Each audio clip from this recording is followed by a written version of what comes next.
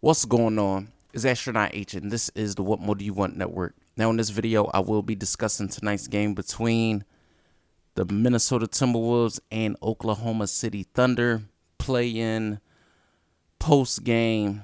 And man, two teams that, if you want to say how their playing styles are different from each other, or one team has a really young core, that being the Oklahoma City Thunder. The other team, young emergent stars like Anthony Edwards. You still have a Karl Anthony Towns. You have a Rudy Gobert, Mike Conley. So you do have a more of a veteran presence with that particular team facing off against a team, like I said, very young, very inexperienced in this situation. So, in my opinion, you wanted to see the Thunder just come out, give their best effort, and let the chips fall where they may, because I feel like the pressure was on the Minnesota Timberwolves, so to speak, after losing to the Lakers. And, Anthony Edwards not having one of his better performances, I feel like the Timberwolves really had the pressure on them to come out there and perform. And for the Thunder, just go out there, play your regular type of basketball, play the type of game that you've been accustomed to all season, and see what things go from there. Now, on the flip side, the Timberwolves did not have Rudy Gobert versus the Lakers. And in this game, you definitely seen the Rudy Gobert effect. Just being, just having size. That's just the problem of the Thunder. They don't have that. They don't have a premier big at all at the 4 or the 5 spot. They don't even have a serviceable big man. Somebody that could come in.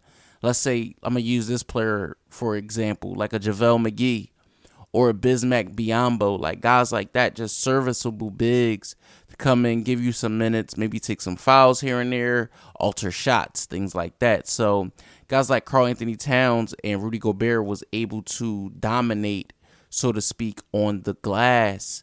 Now, you did see, Shai Gilgeous-Alexander out there, Josh Giddey, Lou Dort, Jalen Williams, and Jalen.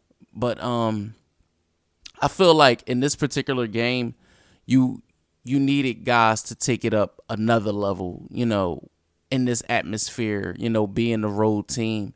You're going to need more than just a star. And in this particular game, they were definitely giving Shai all he can handle on the defensive end. But it's more than just that. It's more than just what Shai Gilgeous-Alexander is able to accomplish. Of course, they don't have Chet Holmgren, but they haven't had him all year. So the Wolves, like I said, they had their backs to the wall, and they were the ones that came out swinging in this basketball game. Now, granted, early on, it was a case of, I feel like, two teams that were filling each other out, even though they're both in the Western Conference. I feel like they both were filling each other out really early in this game, and the Timberwolves were able to, I feel like, couple that inexperience, because they are a team that was in the play-in a year ago. Take that inexperience from the Oklahoma City Thunder and use that to their advantage. You've seen, Karl Anthony Towns crashing the boards, getting easy buckets, you're hitting from 3. You've seen Rudy Gobert doing the same, crashing the boards, getting easy buckets, lobs, and things like that. You add in what Mike Conley did. You add in what Anthony Edwards was able to do in this particular game. Go scoring 19 in this particular game to scoring 9 versus the Lakers. That's a big jump. Points are definitely needed, because in games like this, they are at a premium. Now, in this particular game, you did see Shai Gilgeous-Alexander take a bad elbow shot to the face by Rudy Gobert. He did come out of the basketball game, but he was back in. His eye wasn't the same. After that, he was trying to push through it, but I feel like after seeing their star player go down, so to speak, I feel like the air was let out of that team. I feel like the air was let out of that team with the Thunder. you didn't really see the same amount of urgency that you saw in the Pelicans game. Those in that game, I feel like they didn't. I'm not gonna say they didn't give the best effort against the Timberwolves in this particular game, but what I will say is the Wolves took the fight to them, and I feel like it just let the air out of them. Just looking at the box score, Shea Gilgeous-Alexander did only have 22 points.